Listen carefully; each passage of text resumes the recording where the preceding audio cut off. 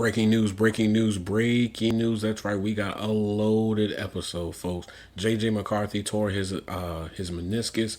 The Steelers and the 49ers apparently have an agreement in place for the Brandon Aiyuk trade, as well as Matthew Judon is being shopped around by the Patriots. Teams are looking to cash in on a top of the line pass rusher, as well as Haason Reddick is holding out, and we still gotta continue on talking about the Brandon Aiyuk drama. I know you don't like it, and I don't like it either, but we still gotta talk about it, as well as quote unquote America's team. Jerry Jones is still beefing with CeeDee Lamb. All of this and more on the 23rd episode of the Football Junkies podcast. I'm your host, Bagradamus, aka Chief Bag Alert Meteorologist. Okay, your GM who still is not on a team right now, but has 3 interviews lined up for an assistant GM role right now, who currently is in New York right now, eating a chopped cheese the Aki way. Kale, let's lock in.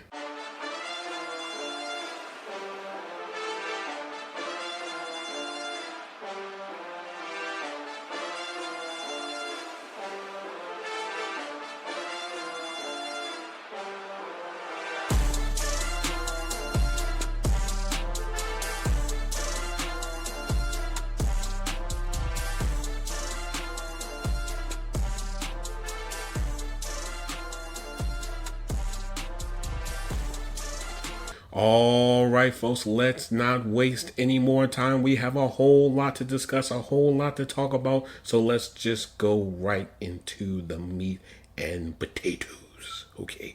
Haason Reddick, outside linebacker for the Jets for now, has officially requested a trade from them. And this is when you think of a move for the Jets, this is exactly what it is. They traded for a person. They don't even have a deal in place. So now he's requesting a trade. And now they're like, oh my God, no, we're not going to take him. No, we're not going to trade him. We're not going to get rid of him. Well, it looks like you're going to have to do something because this is not looking good. It's not. But you know what? We got to talk about this timeline, okay? We got to talk about the timeline. Then we got to talk about the statements that GM has put out. And then look at the stats as well as his market value. All of this and more, okay? So let's get into everything, okay? And shout out to Diana Rossini, insider for The Athletic, for breaking everything down. Because if it wasn't for her, I wouldn't be able to understand the ins and outs of this complicated drama. Okay? I just wouldn't. Okay? So, this is basically what has happened so far. So, the Jets traded for Haason Reddick, knowing that he wanted a contract adjustment, quotes, right? And all teams, that were interested in trading for Haason Reddick knew that he wanted a new deal, right? But here's the thing, though, right? So the Jets made an offer that was quote unquote below market before, but Haason Reddick declined it. Okay, cool. So the Jets continue to move forward with the trade without an agreement in place, basically meaning like they went forward with the trade without having somewhat of a contract offer, on the table that, both sides had agreed on, basically, right? And so basically the Jets didn't offer a long-term deal due to Haason Reddick's camp informing them that he would play under the current deal. Cool. This is where things go left. Okay? So Reddick's camp believed that the Jets said that they would do a deal and trusted resolution would be done by camp. Basically by either minicamp or training camp. My guess is training camp, right? And so the Jets called and they said that they were willing to rework the current deal if he showed up.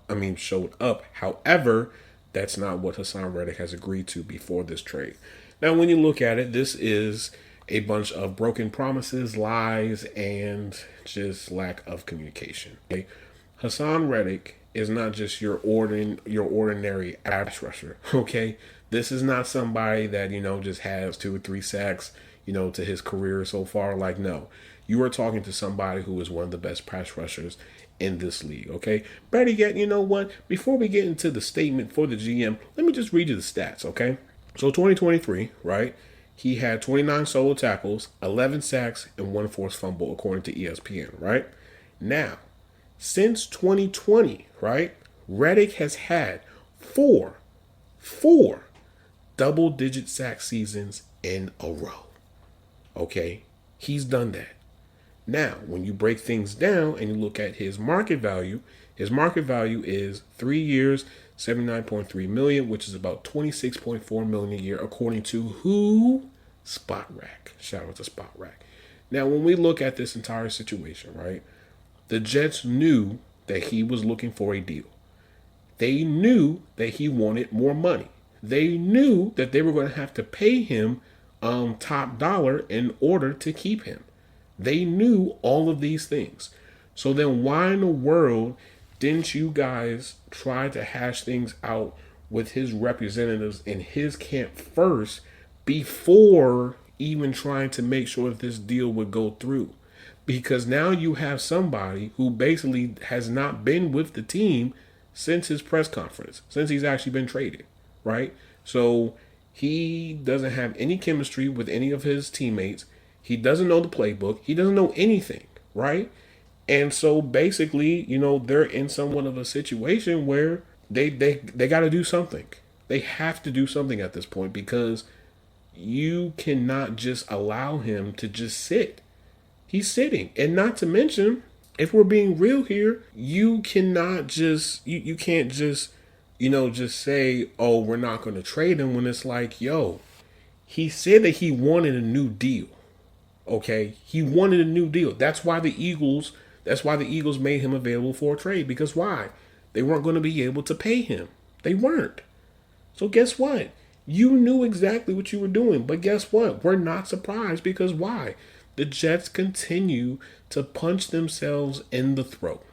Yes, that is a new analogy that I just created and that we'll be using for various situations moving forward. But they punch themselves in the throat every single time. Just when you think they've made just a little bit of progress, just when you think they've gotten a little bit farther and they've probably shown something a little bit different and they're breaking out of their old shell, guess what? They go right back into it. And it shows. It shows 100% of the way because there is just no way that you think that you're going to trade for one of the best pass rushers in the league and you think that he's just going to play on the deal that he has. No, he wants more money. You knew that. And you knew it wasn't going to be no $10 or $15 million. You knew that it was going to be almost 30 plus million a year that he was probably going to be looking for. You knew that. So if you knew it, why in the world, again, did you not take care of the money part before you got into the draft thing? And I don't want to hear, well, it was a really competitive, trade talks and there were multiple teams that were trying to do this and that. I don't want to hear it.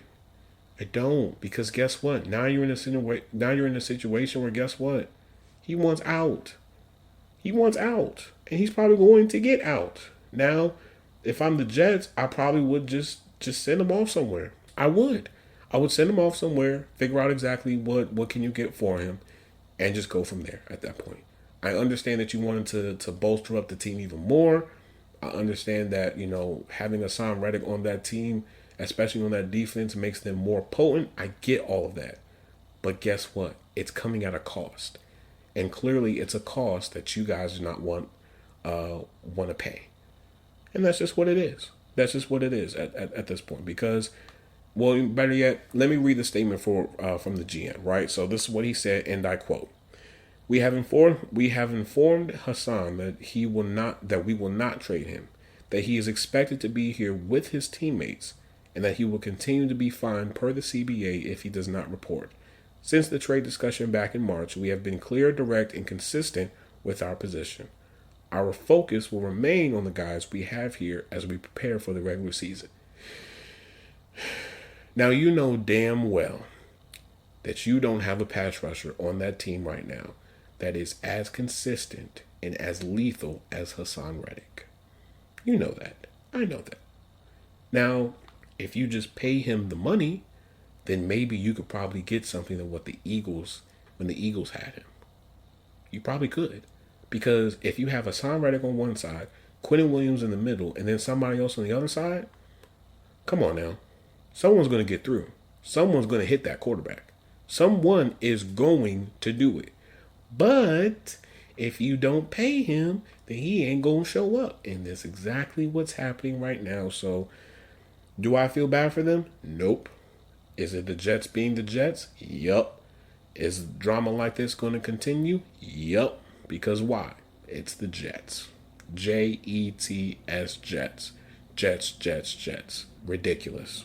Absolutely, positively ridiculous. Now, moving forward to the other news that's going on. So, according to Jeremy Fowler, there are teams that are currently, inquiring about the availability of Matthew Judon via trade, and I'm not surprised because again, that's another top tier pass rusher that is, that wants out of his situation that he's in right now, right? And this is somewhat of the same, not storyline, but the same timeline that a lot of people are going through right now, which is they're on a team, they want out of that situation, they want to be put in a better situation, and the team is just not going to let them go, right? But at the same time, if you are not going to pay them the money that they want or the money that they are worth, then just let them go.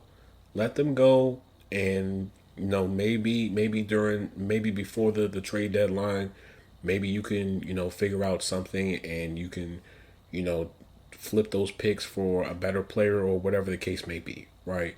Because again, he wants out. Okay, he wants out. Haason Reddick wants out.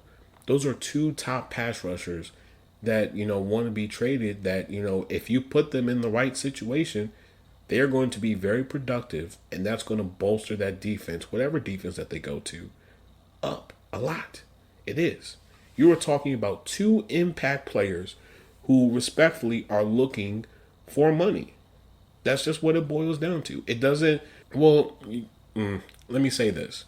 For Judon's situation specifically, it might be a little bit different because he realizes, hey, I want to win. I've already gotten paid. Money is good and everything, but I want to win a championship, right? And he probably realizes, hey, being on this team is probably not going to be the best option for me to win a championship. Same thing with Haason. Well, even with Haason Reddick, even though I think he's won a championship, if I'm not mistaken. So it's like, once you have that taste for winning, you want to continue to go for it. It's like a drug. It really is. Once you've had your first hit of it, you're going to want to continue to chase that first experience. And that's just what it is. And, when you have people in the way, like, the Jets and the Patriots, that muddies things up because why? They're behind closed doors, they can be saying, oh, we're so disgruntled with him. We don't like him and this, that, and the other. We don't like the actions that but it's like, bro, he's already said it. I don't want to be here. So if you don't want to be here, bounce. Go. Let him go. It's not going to hurt you. You didn't draft him. You didn't pay him top dollar money, and you're not going to pay him top dollar money. So let him go. It's not going to hurt your bottom dollar. It's not. It's not. It's not going to be something where it's like, oh, if we lose this person, it instantly diminishes our chances of winning a championship. No, because guess what? Neither one of those teams are going to win a championship. It's just not. But again, this is the same rhetoric. This is the same foolishness that, continues to happen lately. Is that teams are just holding out for no reason. And it's like, dude, don't just hold a player. If they don't want to be there, if things are just so, just so bad and just so toxic and negative, let them go. It's not going to hurt you. It's not. It might be better for the team anyway. Who knows? But again, guess what? It's not my team. Now, on to this situation with Brandon Aiyuk and the 49ers. The saga continues before we get into the breaking news aspect of it. The drama continues with, Brandon Aiyuk and the 49ers. And it's basically reached a point to where neither side really wants to work something out, even though there have been reports that, that came out that, Brandon Aiyuk and, members of the 49ers had a heart-to-heart moment and they were able to re-engage, contract talks and whatnot. But the fact of the matter is that bridge is already burned, right? If you guys have not talked since, the earlier parts of this year, then what do you think, having a heart to heart would be able to restart things? That's just what it is. Like, okay, I understand that you want to try to keep your guy and whatnot, but he's clearly showed that he does not want to be there. He showed that. His actions showed it this entire offseason. He doesn't want to be there. So don't hold him hostage. Just let him go. Just let him go. Because you thinking that, you're going to be able to pay here, it's not possible. It's not. That's what the 49ers have been trying to do for the longest time. And it's like, okay, you're trying to pay everybody top dollar money while at the same time try to win a championship. It does not work. At some point, there's going to be a lack on the roster, right? And you would think that, with the proper coaching and, everything else and scheme and whatnot, that, that lack would be, filled in and whatnot. But I guess that's not the case. But at the same time, you drafted 2 receivers in this past draft. You drafted one in the first round, and then you drafted another one into the later part of the draft. So what exactly is the problem? Not to mention, you still have what? George Kittle, Juwan Jennings, and you still have Christian McCaffrey on that offense, and then other players that they've gotten. So I don't understand what the problem is. If the scheme is that potent, and if the scheme is that intact, then you should be able to, switch different types of players in and out like it's clockwork, right? Look at the Chiefs. The Chiefs literally have adjusted just a little bit their offensive scheme based off of the players that they had. They didn't try to do the same thing that they did when they had McCole Hardman and Byron Pringle and Tyreek Hill. No, they did something different. And even then, they kept the core intact, right? And they were still able to do everything that they needed to do. So exactly, I don't understand what the problem is. If Kyle Shanahan is the great offensive-minded coach that he is, then this should not, worry him. He shouldn't lose an inch of sleep off of it. But they are trying, quote unquote, so hard to make sure that they keep Brandon Aiyuk that it's like you're hurting yourself more than helping yourself, right? If the both of you guys do not want to work together, move forward. Move forward. Because guess what? If y'all win the Super Bowl, guess what? You're right. You were right. You were right. You were right. You were right. Everything that you did was right. But if you guys don't win the Super Bowl and you fail again, then it's like, okay, something's not right, right? Because we cannot sit here and say that, the 49ers, haven't really been, really haven't had the best chance. Yes, they've had. A majority of times that they've been into the Super Bowl from 2019 to last year, guess what? They were in it. They were in it, but they stopped. They stopped doing what they were doing in the first half. And guess what happened? They choked. That's what it boils down to. And not to mention, not to go off on another tangent, but you can't reset the market for every single player that you have. You can't reset the market for every star player that you have. You can't. I'm sorry. It does not work like that. It's not like baseball where you can reset the market for all your top people while at the same time paying everybody else. It does not work like that. It doesn't. Like, you have a bigger problem to worry about than Brandon Aiyuk. What is that bigger problem? Trent Williams. Trent Williams is looking for more money. You need to be worried about that because that's the bigger problem. Because guess what? If Trent Williams is not on that field, come week 1, you're going to have hell to pay for it. You are. Because why? He's still the best left tackle in the game. He is. And you knew once Christian Darrisaw was going to get his deal, because you probably caught wind of it. Because, let's be real here. GMs and whatnot, all those different type of people, they talk. They talk. I don't care what anyone says. They all talk, right? So you probably have had to catch wind that deal was going to go. That deal was going to come down sooner or later. As soon as that deal was announced by Adam Schefter and all the other insiders, you should have picked up the phone and you should have called Trent Williams and said, let's come to the table. Let's get you some more money, right? Because guess what? He's still playing at a very high elite level. And you need your left tackle. There's not a bunch of elite left tackles just sitting somewhere waiting to get traded. It's not. That's Trent Williams, okay? You have him. So you need to prioritize him over Brandon Aiyuk. If Brandon Aiyuk doesn't want to be there, let him go. Let him go. It's not going to hurt your bottom line. It's not. Because at the end of the day, you still have other players that you have to worry about and pay for, right?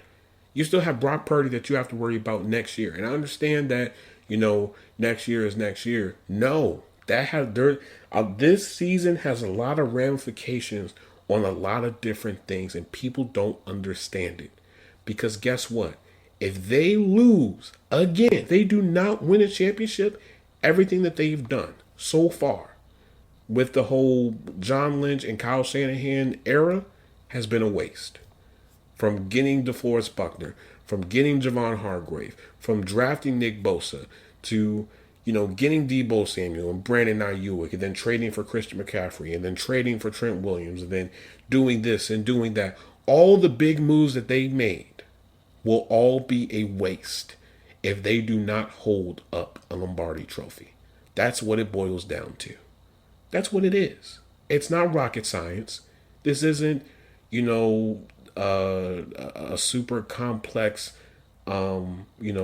situation that needs to be answered. It's not. It's very simple. It really is. Okay. If a player does not want to be on the team, you let them go. I understand. I've been saying this entire time, but I will continue to say it until you guys understand it. If a player does not want to be on the team, you let the player go. That's just it. That's just what it boils down to. It's not going to hurt your bottom line as long as the scheme continues to be productive. As long as your other star players continue to show up, that's perfectly fine. That just means that, guess what? Somebody else is going to get more touches, whether that be another receiver, whether that be Christian McCaffrey, whether that be George Kittle. Somebody else is going to get more attention now. That's just what it is. And that could be good, that could be bad, but again, these are all things that we have to wait and see exactly what's going to happen with them. And even then, if we're being honest here, Amari Cooper has sort of thrown out subliminals that basically say that he's not opposed to being in a different situation. So I wouldn't be surprised if the 49ers, spin the block during the season and probably go after someone like an Amari Cooper, okay? Just because, there was some agreement in place. It's just Brandon Aiyuk didn't want to go there. So, either way you look at it, it's a messy situation on their end. But I feel like it's more of a messier situation with the Steelers because you're making this unprecedented move and you don't even have a quarterback under contract next year, right? So you have to figure out exactly what are you going to do at that position, because it's either you're going to extend Russell Wilson, Justin Fields, you're going to pay for someone like a Dak Prescott, or you're going to draft. Those are your four options. You don't have no other options, when it comes to the quarterback position. You just don't. I'm sorry. And, I don't know about you, but I don't think the Steelers are going to be, paying $60 million to a quarterback that, hasn't even been to a Super Bowl, let alone an NFC Championship. I just don't think so, honestly, personally. Not to mention, you're still going through a lot of the, ins and outs of the somewhat of a soft rebuild and whatnot. So it's a lot of factors that you have to, have in place with this type of move. Because if we can be real here, you only make this type of move if the entire roster is set. And right now, I can honestly be completely transparent and completely honest and say that the roster is not 100% in a good place to compete with, the Ravens or the Chiefs or whatever the top teams in the AFC. They're not in the position to do that. They're not far from it, but right now they still have a lot of building to do. I would venture to say that they probably have maybe one or two more, really good drafts that they have to have in order for things to be in a position for, for people to say that their Super Bowl window is open at this point. Because right now it's not open, let alone their playoff window is open. It's not. And even then you would have to hope and pray that somebody else on the other team in your division will relatively have to be hurt, or they would have to have a really bad season. That's the only way that's going to work. Other than that, you're going to be scratching and clawing to get into the playoffs, especially like I said in previous episodes, that second half of the season, that is a gauntlet. That is a gauntlet. You're going up against the Chiefs. You're going up against the Ravens. You're going up against the Browns. You're going up against the Eagles, right?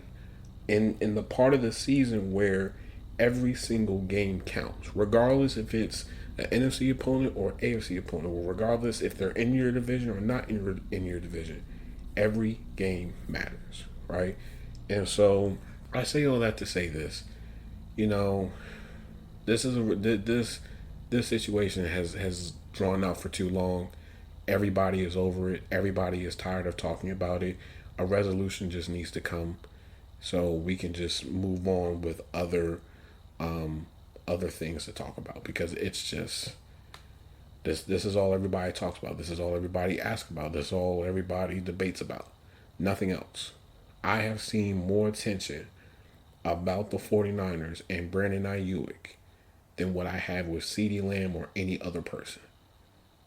I have. And that's honestly sad. But, transitioning on to the next topic, speaking of CeeDee Lamb and whatnot, him and Jerry Jones are still beefing.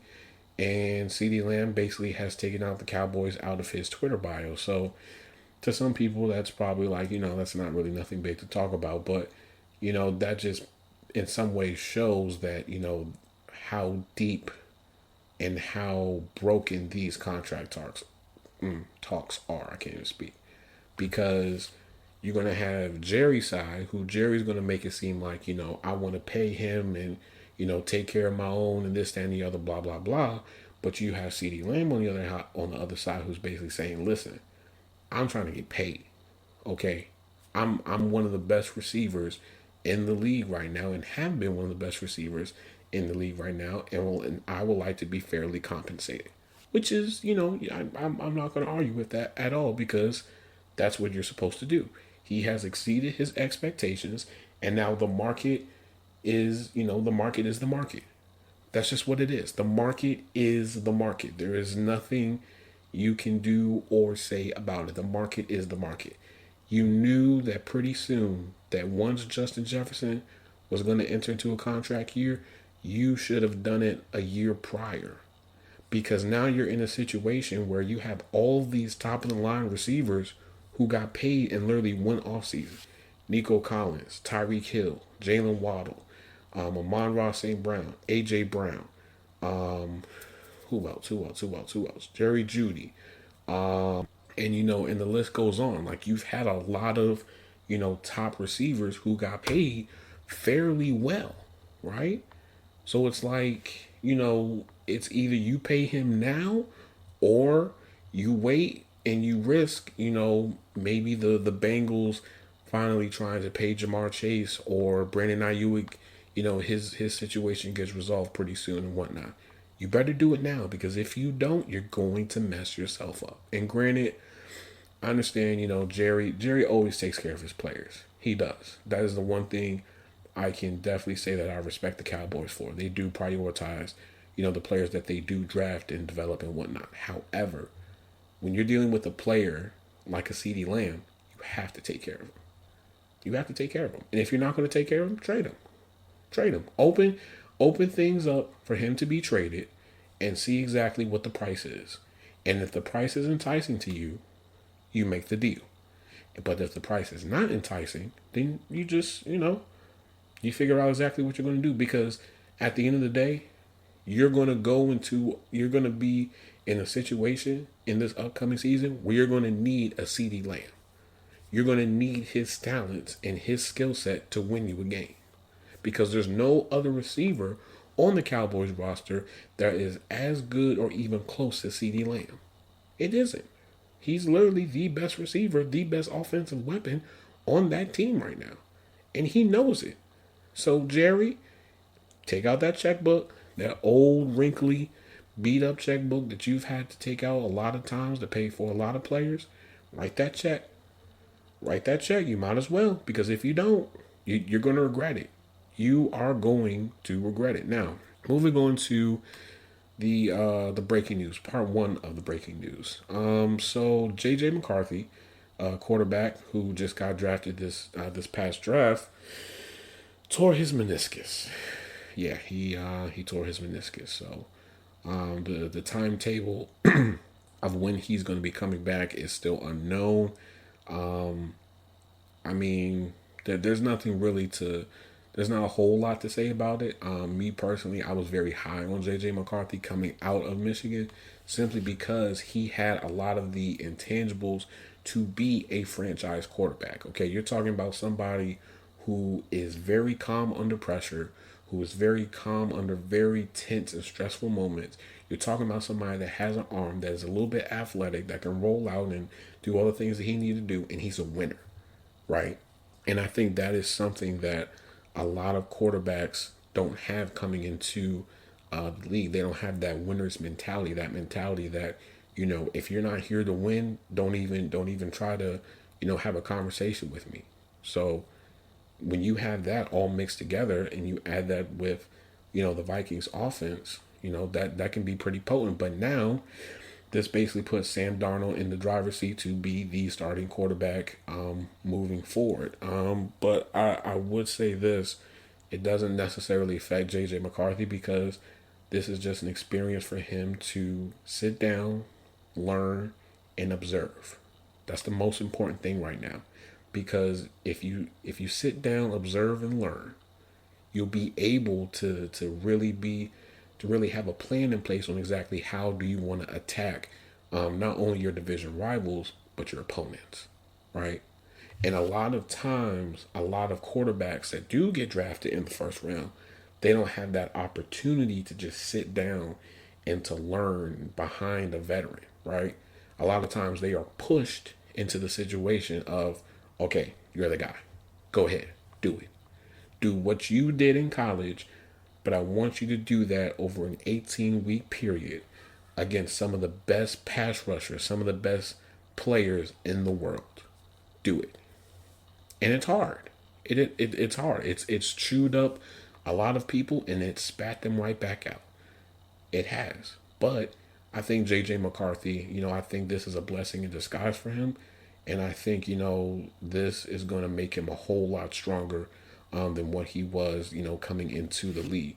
Now, moving on to well, better yet, I'm gonna save that for last. That's what I'm gonna do. I'm gonna save the Steelers and Brandon Aiyuk thing again. I'm gonna save that for last. I'm gonna talk about the Texans thing. So, if you guys didn't see it, the man, this is gonna be hard. The Texans and the Steelers played. What was it? Last Friday. And at first, I was thinking, okay, this is probably gonna be a pretty good game, but it just went left. And to me personally, I don't look at the score. I look at the play on the field. Because again, this is preseason. The preseason doesn't count, right? It's not like you're undefeated or you're this or you're that. It doesn't, that don't mean nothing to me. What I want to see is how is everything working? Are people able to, do their assignments? Are the offensive linemen, are they picking up their blocks? Are they, doing whatever that they need to do, right? Is the quarterback, is he being consistent? Is he, showcasing, better skills and whatnot? All those different things. I value that a lot because a lot of times the preseason sets you up and lets you know exactly, okay, what exactly are we going to need moving forward, and are we going to be able to get it via trade, or we're going to have to draft it next year, right? A lot of the discussions and things of that nature start in the preseason. I don't care what anyone says. That is my belief, and I will continue to die on that hill. But I will say this. Justin Fields definitely is still lacking the mechanics. I think his mechanics still need to be worked on more. And I understand there's probably going to be some people out there that's probably going to say, well, you come off as a hater. You come off as a Justin Fields hater. I don't come off as a hater. I come off as a realist. Because at the end of the day, we have seen bits and pieces of Justin Fields being elite. And then we've seen him be inconsistent and unelite. We've seen it. So it's like, everybody wants him to tap into that elite side of him, but it's like, what exactly is stopping him from doing it? Because it's like, bro, you got it. You have all the intangibles. You can run. You got the deep ball. All those different type of things. All you need to do is just put it together. That's it. That's it. That's all you got to do. No one is saying that you got to be Patrick Mahomes. No one is saying that you got to be Tom Brady. Nobody is saying that you got to be any of those players. But you have to be efficient. You have to be consistent. You have to be able to identify your reads, and you have to execute. You have to execute. You can't hold on to the ball that long, and that's exactly what he was doing. And for the people that were a little bit upset that Troy Fautanu was letting up the sacks and whatnot, you can't be upset with him. He's a rookie. He's a rookie. He's going up against Danielle Hunter, the Danielle Hunter, who at one point, almost had. I think he had almost close to sacks, if I'm not mistaken. And if not, I can be wrong. But he's had multiple double-digit sack seasons. That Danielle Hunter, right? And then you're going up against other pass rushers that are just as good or even below Danielle Hunter, but are still good in their own respective ways. So it's like, you got all of this that you got to worry about. These are the growing pains that as a tackle, especially as a rookie tackle, that they have to go through. That's just what it is.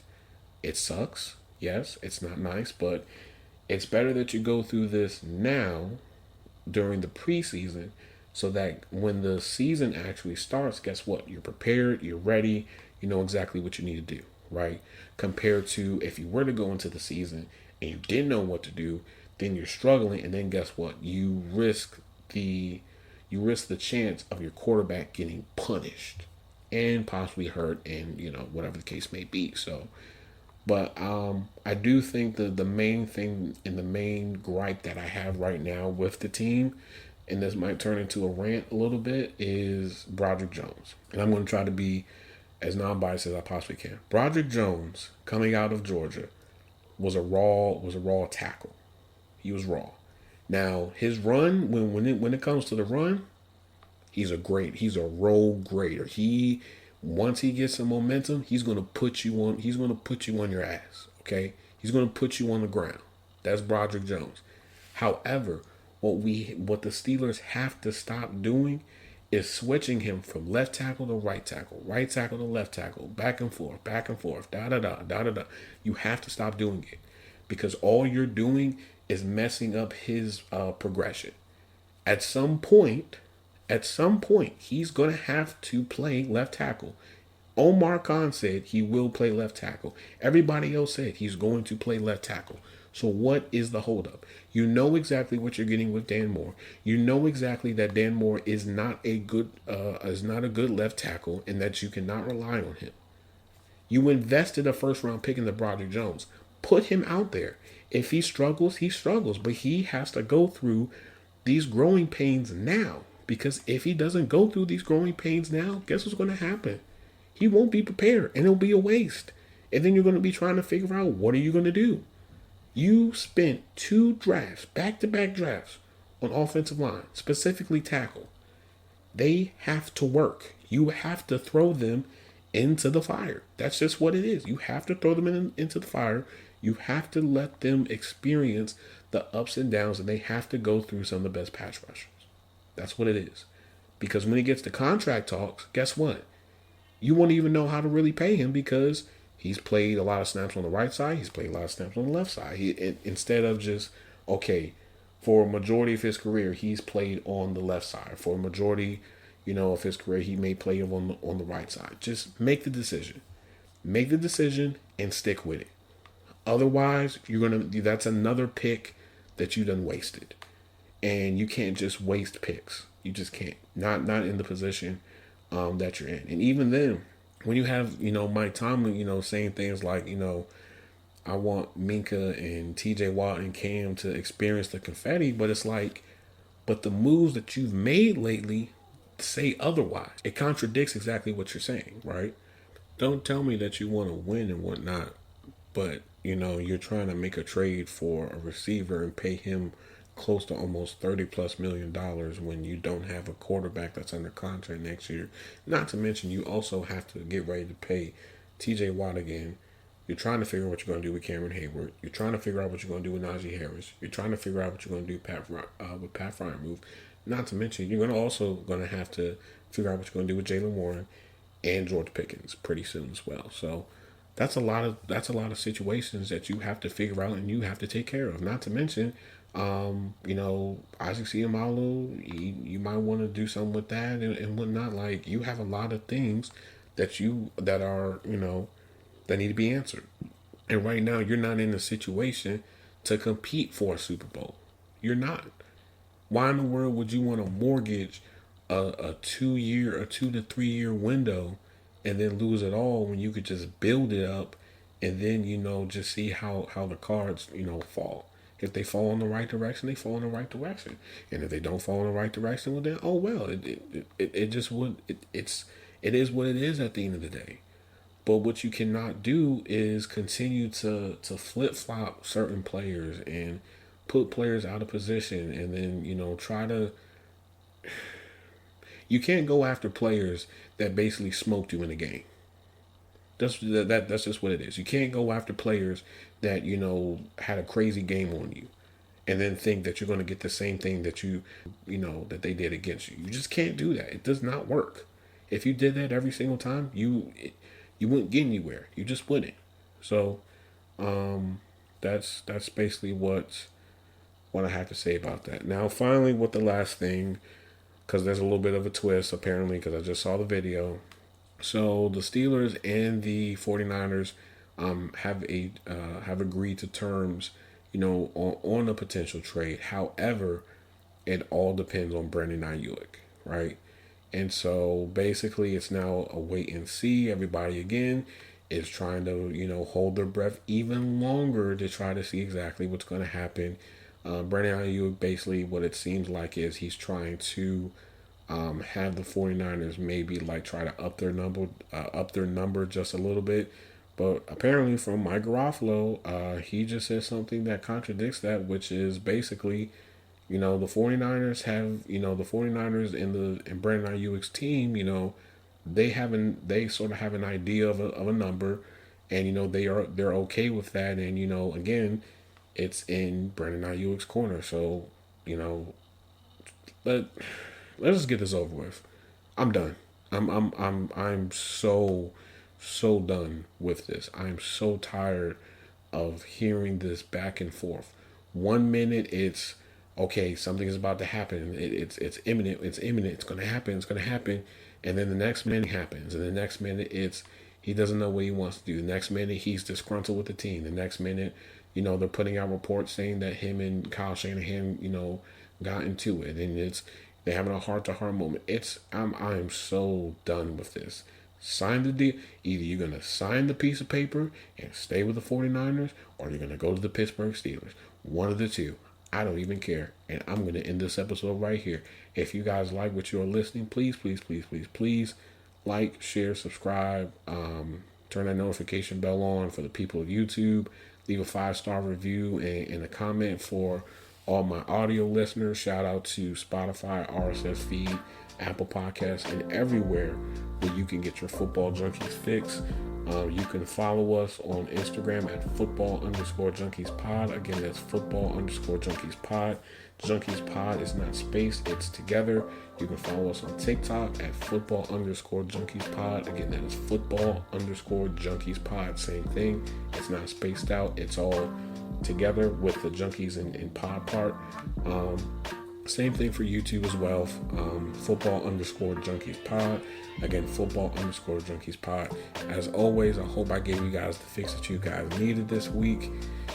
I know we've been giving out a lot of long episodes, but it's a lot to talk about. So I wouldn't be surprised if, just as when I'm getting ready to edit or just when I'm getting ready to put it out, something happens with either this Brandon Aiyuk situation or somebody gets paid. Matter of fact, you know what? That's exactly what's going to happen. Brandon Aiyuk is either going to get traded. He's either going to get traded to the Steelers or he's going to sign a deal with the 49ers in the next 3 days. Watch what happens. I would not be surprised. So, as always, I love you guys. Appreciate you guys so much for supporting me, for helping me through all of this. And, let's wait for another 2 more years to see what's going to happen to Brandon Aiyuk. Who knows? Peace and love. I'm out.